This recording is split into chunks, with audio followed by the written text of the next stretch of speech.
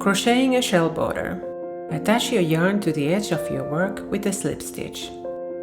Work shells along the edge and work one shell into the corner. Work a shell like this, yarn over, skip one stitch and work a double crochet stitch into the next stitch. Work 4 more double crochet stitches into the same stitch. This creates a fan of 5 double crochet stitches. Then skip one stitch and slip stitch into the next stitch.